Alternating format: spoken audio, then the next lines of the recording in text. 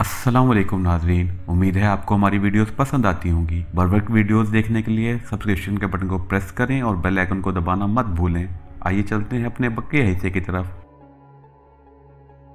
मैंने कहा खुदा हाफिज और गाड़ी आगे बढ़ गई। इस वक्त धूप खूब निकली हुई थी। विजयवाड़ा शहर की गुंजान आबादी वाली सड़कों पर से गाड़ी गुजर रही थी।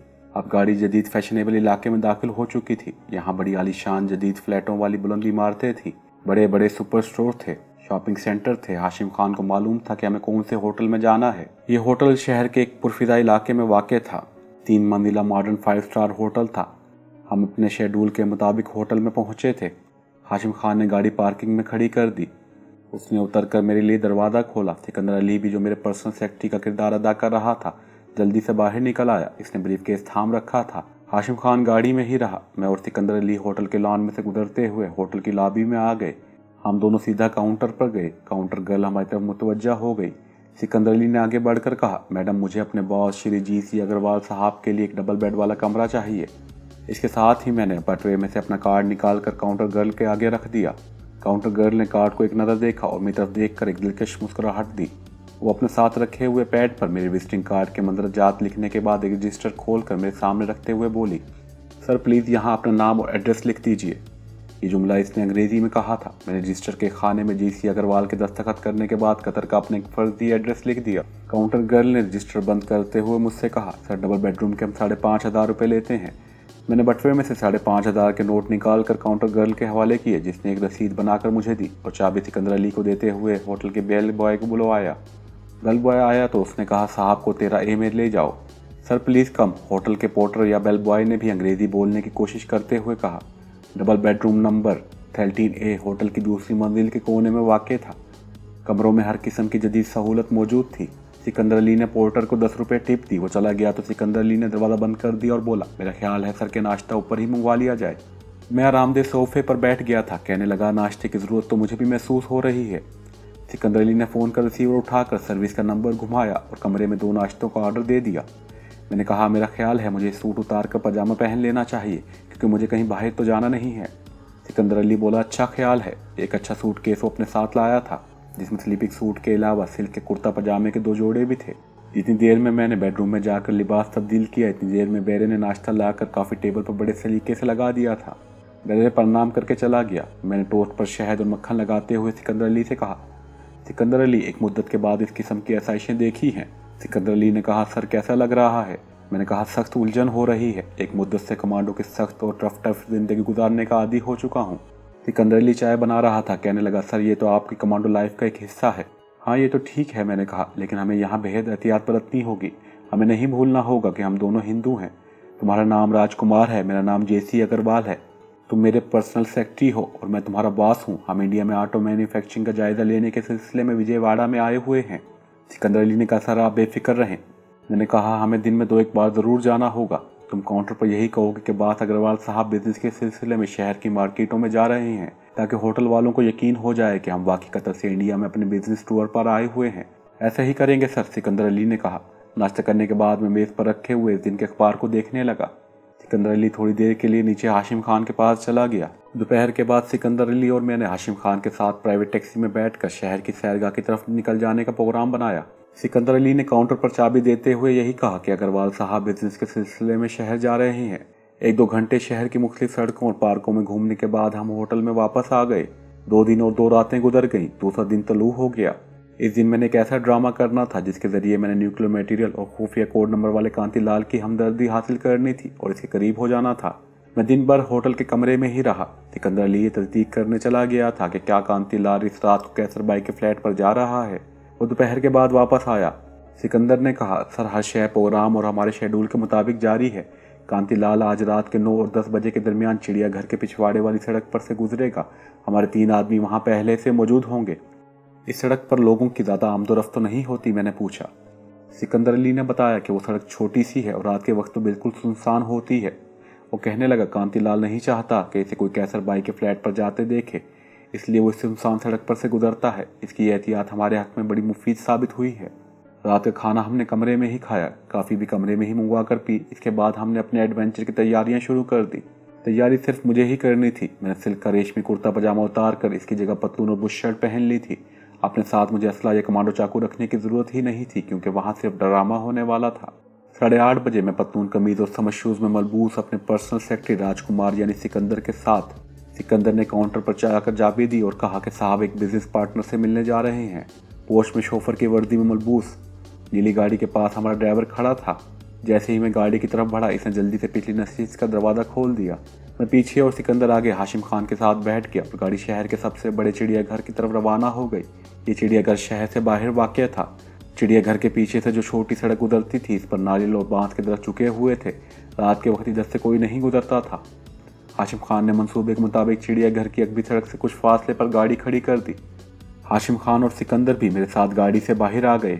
मैंने इनसे कहा, तुम लोग दरख्त के पीछे छुपकर यहाँ जो ड्रामा खेला जाने वाला है इसको देखोगे और फिर मेरी वापसी तक किसी जगह खड़े रहोगे। मैंने सिकंदर अली से पूछा, अपने आदमी कहाँ छुपे हुए हैं, क्या वो मौके पर पहुँच जाएंगे?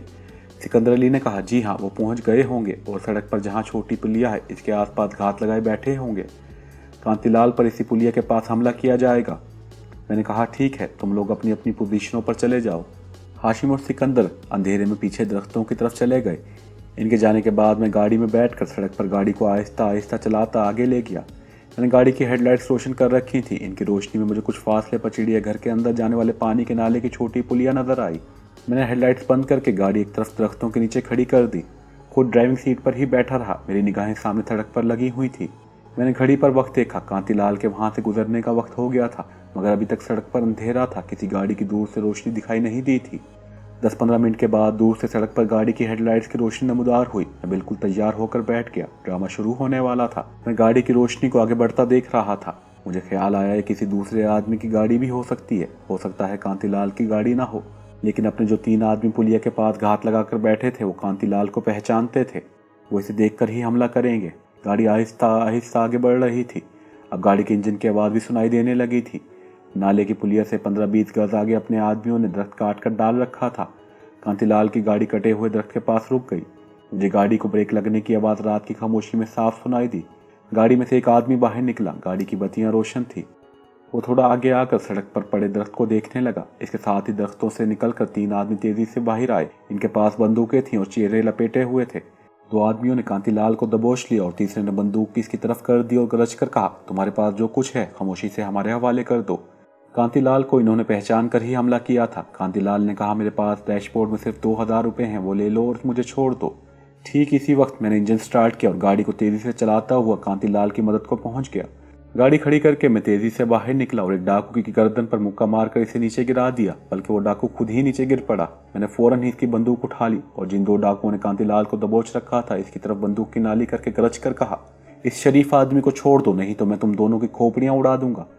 जैसा कि आप समझ गए होंगे कि ये सारा ड्रामा था। ये तीनों डाकू हमारे ही आदमी थे। दोनों डाकुओं ने ये सुनते ही कांतिलाल को छोड़ दिया और एक तरफ दौड़ते हुए अंधेरे में गायब हो गए। जो डाकू जमीन पर गिरा हुआ था वो भी जान बचाकर फरार हो गया। इसके बाद मैंने कांतिलाल से कहा, आपको चोट तो नहीं लगी? कांतिलाल ने अपना सिल्की कुर्ता ठीक करते हुए कहा, भाई साहब, ऐन वक्त पर अगर आप ना आ जाते तो मेरी मदद ना करते तो न जाने ये लोग मेरा क्या हाल करते। मैंने बंदूक दरख्तों की तरफ फेंकते हुए कांतिलाल की तरफ हाथ बढ़ाया। मेरा नाम JC अग्रवाल है। मैं बिजनेसमैन हूँ। कतर में मेरे ऑटो का बिजनेस है। मैं विजयवाड़ा में कारोबारी दौरे पर आया हुआ हूँ। 5 स्टार होटल में ठहरा हूँ। खाना खाने के बाद यूं ही इस शहर की सैर करने निकल आया था। यहाँ से गुजर रहा था कि देखा कि डाकुओं ने आपको दबोच रखा है, तो मैं फौरन आपकी मदद को पहुँच गया। कांतिलाल ने गर्मजोशी से हाथ मिलाते हुए कहा, अग्रवाल जी, मैं आपका बहुत बड़ा आभारी हूँ। आपने मुझे इन डाकुओं से बचाया है। मैंने कहा, मेरा सर ये इंसानी फर्ज था जो मैंने पूरा किया। मैं अभी काफ़ी दिन विजयवाड़ा में ही हूँ। मेरा रूम नंबर 13A है। कभी शाम को मेरे यहाँ तशरीफ़ लाएं। आपको स्कॉटलैंड से डायरेक्ट इंपोर्ट की हुई स्कॉच पिलाऊंगा। और मैं कहका लगाकर हंस पड़ा। ये जुमला मैंने जानबूझकर कांतिलाल के कान में डाला था, क्योंकि मुझे मालूम था कि आला इंपोर्टेड विस्की का नाम सुनते ही कांतिलाल की जबान बाहर आ जाती है। और वैसे भी भारत में किसी को शराब की दावत देना मायूब नहीं समझा जाता। ये बिल्कुल ऐसी ही बात है जैसे हम किसी को तकल्लुफन कह देते हैं कि किसी रोज हमारे यहाँ आइए, आपको उम्दा चाय पिलाएंगे। कांतिलाल पर मेरे इंपोर्टेड वाले जुमले का असर हो चुका था। इसने दोबारा मुझसे पूछा, क्या नंबर बताया आपने कमरे का? मैंने जेब से अपना विजिटिंग कार्ड निकाल कर कांतिलाल को दे दिया, जो मैंने सिर्फ इसी मकसद के लिए रखा हुआ था। कांतिलाल ने एक बार फिर मेरा शुक्रिया अदा किया और मोहब्बत से मुझसे हाथ मिलाकर बोला, प्लीज़ ये दरख्त सड़क पर से हटाने में मेरी मदद कीजिए। ज़रूर ज़रूर, इसकी मुझे भी ज़रूरत है। हम दोनों ने मिलकर सड़क पर डाला हुआ दरख्त एक तरफ कर दिया। कांतिलाल एक बार फिर मेरा शुक्रिया अदा करता हुआ अपनी गाड़ी में बैठकर चल दिया। मैं भी गाड़ी में बैठ गया, गाड़ी स्टार्ट की और आगे बढ़ गया। सड़क पर कुछ दूर आगे जाकर मैंने गाड़ी एक तरफ खड़ी कर दी। जब मुझे यकीन हो गया कि कांतिलाल की गाड़ी चिड़ियाघर के अगली सड़क पर से गुजर गई होगी तो मैंने गाड़ी को मोड़ा और आहिस्ता आहिस्ता गाड़ी चलाता सड़क का मोड़ घूमकर इस जगह पर आकर रुक गया जहां हाशिम और सिकंदर दरख्तों के पीछे छुपकर मेरा इंतजार कर रहे थे। मेरी गाड़ी को देखकर वो दोनों मेरे पास आ गए। सिकंदर अली ने पूछा, सर ड्रामे का अंजाम कैसा रहा? मैंने मुस्कुराते हुए कहा, कांतिलाल ने मेरा कार्ड ले लिया है, वो मुझसे मिलने होटल जरूर आएगा, मैंने इसे इम्पोर्टेड विस्की का लालच भी दिया है। सिकंदर और हाशिम खान भी गाड़ी में बैठ गए और गाड़ी होटल की तरफ चल पड़ी। हाशिम खान मुझे और सिकंदर अली को होटल में छोड़कर गाड़ी लेकर चला गया। मैं और सिकंदर होटल में अपने कमरे में आकर कुछ देर बातें करते रहे। मैंने वो तमाम मुकालमे सुनाए जो मेरे और कांतिलाल के दरमियान हुए थे। सिकंदर अली ने कहा, मुझे यकीन है कि 1-2 दिन गुजर जाने के बाद कांतिलाल इम्पोर्टेड विस्की पीने आपके पास ज़रूर आएगा। मैंने कहा, जाल फेंक दिया है, किसी न किसी वक्त मछली फंस ही जाएगी। दूसरे दिन मैं और सिकंदर अली अपने कमरे में ही नाश्ता कर रहे थे कि मुराद खान का फ़ोन आ गया। मैंने रिसीवर उठाया। दूसरी तरफ से मुराद खान की आवाज़ आई, सर क्या मैं श्री जी सी अग्रवाल से बात कर सकता हूँ? मैं सेठ घनश्याम दास बोल रहा हूँ। हम लोगों ने आपस में तय कर रखा था कि होटल में 2-3 बार मुराद खान के आदमी मुझे फ़ोन करेंगे और अपने आप को विजयवाड़ा के बड़े सनतकार जाहिर करेंगे, क्योंकि होटल के टेलीफोन एक्सचेंज पर हमारी गुफ्तगू सुनी जा सकती है। मैंने मुराद खान की आवाज़ को भी पहचान लिया था। मुराद खान ने मुझे बता दिया था कि वो जब भी फ़ोन करेगा सेठ घनश्याम दास के नाम से फ़ोन करेगा। मैंने फ़ोन पर कहा, जी सेठ जी, मैं अग्रवाल ही बोल रहा हूँ। मुराद खान ने कहा, महाराज मुझे आज का कोई टाइम दे दीजिए, बड़ी कृपा होगी, मैं कारोबारी सिलसिले में आपसे कुछ ज़रूरी बातें करना चाहता हूँ। मैंने कहा, आप अभी आ जाएं सेठ जी, मैं इस वक्त बिल्कुल फारिग हूँ। दूसरी जानिब से मुराद खान ने कहा, आपकी बड़ी मेहरबानी है, बड़ी कृपा है, मैं आ रहा हूँ। मैंने रिसीवर रखते हुए सिकंदर से कहा, मुराद खान का फ़ोन था, वो आ रहा है। सिकंदर बोला, अपने आदमियों ने जो डाकुओं के रूप में आए थे मुराद खान को ये तो बता दिया होगा कि ड्रामा बड़ा कामयाब रहा, लेकिन मुराद खान ये मालूम करना चाहता है कि आपका और कांतिलाल के दरमियान क्या राब्ता है और क्या बातें हुई हैं। मुराद खान ने कहीं करीब से ही फ़ोन किया था। बमुश्किल 15-20 मिनट गुजरे होंगे कि नीचे काउंटर गर्ल ने फ़ोन पर कहा, सर सेठ घनश्याम दास जी आपसे मिलना चाहते हैं। मैंने कहा, इन्हें ऊपर भेज दो मेरे कमरे में। मैंने फ़ोन बंद करते हुए सिकंदर से कहा, मुराद खान पहुंच गया है। थोड़ी देर बाद मुराद खान आ गया। इसने विजयवाड़ा के कारोबारी हिंदू सेठों की तरह बेंगलोर का सिल्की कुर्ता और पजामा पहन रखा था, माथे पर तिलक लगा था, गले में सोने की जंजीर थी, सर पर गांधी कैप थी। कमरे में दाखिल होते ही इसने दोनों हाथों से प्रणाम किया और सोफे पर बैठ गया। अभी दरवाज़ा आधा खुला था। सिकंदर ने जल्दी से दरवाज़ा बंद कर दिया। जब हम तीनों मुजाहिद कमरे में अकेले रह गए तो मुराद खान ने मुझसे पूछा, कांतिलाल के साथ क्या बातें हुई, इस ड्रामे का इस पर क्या असर हुआ है? मैंने कहा, ऐसा असर हुआ है कि वो हमेशा याद रखेगा। वो मेरा बार बार शुक्रिया अदा कर रहा था कि मैंने डाकुओं से इसकी जान बचाई है। क्या तुमने इम्पोर्टेड विस्की का पत्ता फेंका था? मुराद खान ने पूछा। मैंने कहा, यह तो इस गेम का तुरुप पत्ता था, ये मैंने आखिर में फेंका और मैं बाजी जीत गया। जब मैंने कांतिलाल से कहा कि कभी मेरे होटल में ज़रूर आइए, मैं आपकी सेवा इम्पोर्टेड विस्की से करूँगा, तो इसने ना सिर्फ मुझसे मेरा रूम नंबर पूछा बल्कि मेरा विजिटिंग कार्ड भी लेकर रख लिया। ये बड़ा अच्छा हुआ, मुराद खान ने कहा, हम यही चाहते थे। मैंने कहा, आप इम्पोर्टेड स्कॉच विस्की कम से कम 1 बोतल कहीं ना कहीं से मंगवा दीजिएगा, क्योंकि कुछ पता नहीं कि कांतिलाल आज रात को ही आ जाए। मुराद खान बोला, ये कोई मुश्किल काम नहीं है। मैंने आहिस्ता से कहा, लेकिन करेंसी नोटों की तरह विस्की नकली नहीं होनी चाहिए। मुराद खान हंसकर कहने लगा, अरे भाई, भारत में विस्की का तो समंदर बह रहा है और हमारे पास इस किस्म के मौक़ों पर काम आने के लिए खालिश इंपोर्ट की हुई विस्की स्कॉच मौजूद है। मैं आज ही हाशिम खान के हाथ 2 बोतलें पहुंचवा दूंगा। ये हमारे आदमियों ने हमें बाहर के मुल्कों से ला कर दी हैं, ये हमने यहाँ की किसी वाइन शॉप से नहीं खरीदी। सिकंदर ने चाय का कप बनाकर मुराद खान को दिया। मैंने कहा, इसके बाद हमें क्या करना होगा? हमारा पहला मंसूबा तो कामयाबी से हल हो गया। मुराद खान ने चाय का घूंट भरा और बोला, मंसूबे का असल मरहला अब शुरू होगा। तुम दोनों में से किसी एक को इस कमरे में ज़रूर मौजूद रहना पड़ेगा, क्योंकि मालूम नहीं कांतिलाल का किस वक्त फ़ोन आ जाए। इम्पोर्टेड विस्की का लालच इसे चैन से नहीं बैठने देगा। जब इसका फ़ोन आए तो तुम में से जो कोई भी कमरे में मौजूद होगा वो कांतिलाल को रात के खाने की दावत देगा। तुम लोग खाना नीचे डाइनिंग रूम में नहीं खाओगे बल्कि अपने कमरे में ही मंगवाओगे। सिकंदर तुम दोनों को अकेला छोड़कर चला जाएगा। तुम कांतिलाल को इम्पोर्टेड विस्की की बोतल पेश करोगे। हो सकता है वो बोतल अपने साथ ही ले जाए, ये भी हो सकता है कि वो बोतल खोलकर विस्की के 2-1 पैक पी ले। वो ज़्यादा शराब नहीं पीता। पहली मुलाकात में तुम्हें इसके साथ सिर्फ दोस्ती और अपने कारोबार की बातें करनी होंगी। इसे कतर आने की भी दावत दोगे। जब वो जाने लगेगा तो तुम इसे 1-2 रोज़ बाद दोबारा होटल में डिनर करने की और विस्की पेश करने की दावत दोगे। और बातों बातों में कांतिलाल के कान में ये बात भी डाल दोगे कि अगली बार आपको शराब पिलाने वाली एक हसीन और जमील लड़की भी होगी। फिर समझ लेना कि मछली तुम्हारे जाल में फंस जाएगी। मैं खामोशी से ये सारी बातें सुन रहा था। कहने लगा, जिस तरह तुम कहते हो मैं इसी तरह करूँगा, लेकिन ये सवाल अपनी जगह अभी तक कायम है कि कांतिलाल से खुफिया कोड नंबर कैसे मालूम किया जाएगा। क्या यह खुफिया कोड नंबर हम इस औरत के जरिए मालूम करेंगे जो कांतिलाल को शराब पिलाएगी? मुराद खान नफी में सर हिलाते हुए बोला, इसका तो सवाल ही पैदा नहीं होता। वो खूबसूरत औरत एक पेशावर औरत होगी। इसका हमारे मंसूबे के साथ किसी किस्म का ताल्लुक नहीं होगा। इसके सामने तुम अपने आप को सेठ GC अग्रवाल ही जाहिर करोगे। मैंने पूछा, तो फिर हम कांतिलाल के मुंह से खुफिया कोड नंबर कैसे उगलवाएंगे? मुराद खान कहने लगा, ये मैं तुम्हें कांतिलाल को दी गई दूसरी डिनर पार्टी के बाद बताऊंगा। अभी तुम्हें कांतिलाल के साथ दोस्ती के रिश्ते को मजबूत करना है। लेकिन एक बात हमेशा ध्यान में रखना कि अगरचे आला शराब और औरत कांतिलाल की सबसे बड़ी कमजोरी है, लेकिन इसके बावजूद वो एक बेहद ज़हीन और चालाक आदमी है। इसके अलावा नशे की हालत में भी इसे अपने सरकारी और हसास जिम्मेदारियों का एहसास रहता है। अगर इसे ज़रा सा भी शक पड़ गया तो ये पंछी तुम्हारे हाथ से उड़ जाएगा और ऐसा गायब होगा कि हम सब मिलकर भी इसे तलाश न कर सकेंगे। मैंने कहा, मुझे अपने फ़राइज़ और जिम्मेदारियों का एहसास है। मैं ऐसी कोई बात ज़बान पर नहीं लाऊंगा जिससे कांतिलाल को ज़रा सा भी शक पड़ने का इम्कान हो। बस मैं भी यही चाहता हूँ। इसी में हमारे मंसूबे और हमारे मिशन की कामयाबी का राज पोशीदा है। बाकी तुम खुद समझदार हो, तुम्हें इस किस्म की सूरत हाल का तजर्बा भी है। मुझे यकीन है तुम अपना काम, अपना किरदार बड़ी एहतियात और कामयाबी के साथ निभाओगे, इंशाअल्लाह, मैंने जवाब दिया। वो दिन भी गुजर गया, रात भी गुजर गई, दूसरा दिन आ गया। सिकंदर कुछ वक्त के लिए बाहर चला जाता था, मगर मैं होटल के कमरे में ही रहा। दूसरा दिन भी गुजर गया और कांतिलाल का टेलीफोन तक न आया। तीसरे रोज शाम के वक्त मैं पलंग पर लेटा अखबार पढ़ रहा था। सिकंदर होटल वालों की तरफ से भिजवाए गए कुछ बिलों को चेक करके इन पर दस्तखत कर रहा था कि टेलीफोन की घंटी बजी। मैंने अखबार एक तरफ रख दिया और उठ बैठा। सिकंदर भी टेलीफोन की तरफ देखने लगा। मैंने रिसीवर उठाकर हेलो कहा तो काउंटर गर्ल की आवाज़ आई, सर आपकी कॉल है, मिला दो, मैंने कहा। दूसरे लम्हे मेरे कान में कांतिलाल की मानूस आवाज़ सुनाई दी, क्या मैं सेठ GC अग्रवाल जी से बात कर रहा हूँ? इसने अंग्रेज़ी में पूछा। मैंने कहा, मैं GC अग्रवाल ही बोल रहा हूँ। मैंने भी अंग्रेज़ी में जवाब दिया। आप कौन साहब हैं? दूसरी तरफ से आवाज़ आई, मैं कांतिलाल बोल रहा हूँ। मैंने खुश होकर कहा, हेलो कांतिलाल जी, कहिए क्या हाल है? सिकंदर ने बिल एक तरफ कर दी और पूरी तवज्जो से मेरी तरफ देखने लगा। मेरे चेहरे पर मुस्कुराहट थी और मैं कह रहा था, महाराज हम तो आपके सेवक हैं, जब और जिस वक्त जी चाहे आप आ जाएं, हम आपकी जो सेवा हो सकेगी ज़रूर करेंगे। जी ठीक, बिल्कुल ठीक है, मैं इंतज़ार करूँगा। जी आप इसकी फ़िक्र न करें, आप और मेरे अलावा कोई नहीं होगा। महाराज मैं तो इस शहर में वैसे भी अजनबी हूँ, कोई दोस्त मैसर नहीं है। ना ये ना कहें, तो मैंने अपने इंसानी फ़र्ज़ निभाया था। आप मुझे क्यों शर्मिंदा करते हैं?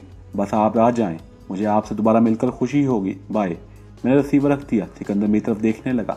मेरी आंखों में मुसर्रत और कामयाबी की हल्की हल्की चमक थी। सिकंदर ने मुस्कुराते हुए पूछा, कांतिलाल का फ़ोन था सर? मैंने भी मुस्कुराते हुए कहा, और किसका हो सकता है? मैं पलंग से उठकर सोफे पर बैठ के और बोला, कांतिलाल आज रात के 9 बजे आ रहा है। इसने खास तौर पर कहा है कि कमरे में हम दोनों के सिवा और कोई ना हो। कह रहा था कि मैंने इस रात डाकुओं से इसे बचाकर इस पर एहसान किया है जिसे वो हमेशा याद रखेगा। सिकंदर कहने लगा, अब जो हम इसके साथ करने वाले हैं इसे तो शायद इसकी औलादें भी नहीं भूल पाएंगी। मैंने मुराद खान की भिजवाई हुई गैर मुल्की विस्की की 2 बोतलों के बारे में पूछा कि वो कहाँ रखी हैं। सिकंदर कहने लगा, सर वो कैबिनेट के निचले खाने में इसी तरह पड़ी हैं। बस ठीक है, मैंने कहा। अब ऐसा है कि कांतिलाल रात के 9 बजे आने वाला है, तुम इससे पहले यहाँ से निकल जाना। मेरा ख्याल है कि कांतिलाल घंटा 1.5 घंटा ज़रूर बैठेगा। वो इतनी जल्दी बेतकल्लुफ़ होने वाला आदमी नहीं है।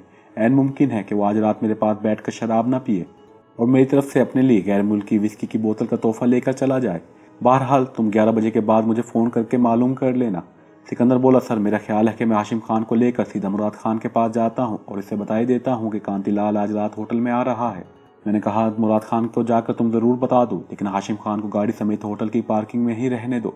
तुम टैक्सी लेकर चले जाओ, क्योंकि हो सकता है मुझे इस दौरान गाड़ी की ज़रूरत पड़ जाए। ठीक है सर, सिकंदर ने कहा। मैं टैक्सी लेकर चला जाता हूँ।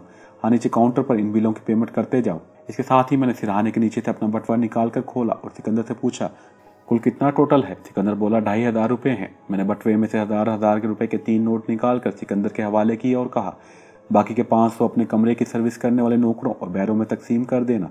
ये बहुत ज़रूरी है और हमारी कौन सी ये कमाई अपनी है। 1000 रुपये तुम भी अपने पास रख लो। और मैंने मजीद 1000 का नोट निकाल कर सिकंदर के हवाले कर दिया। सिकंदर ने सारी रकम अपने बटवे में रख ली और बोला, सर मैं 11 बजे फ़ोन करके पता कर लूँगा। बिल्कुल ठीक है, मैंने कहा। सिकंदर चला गया।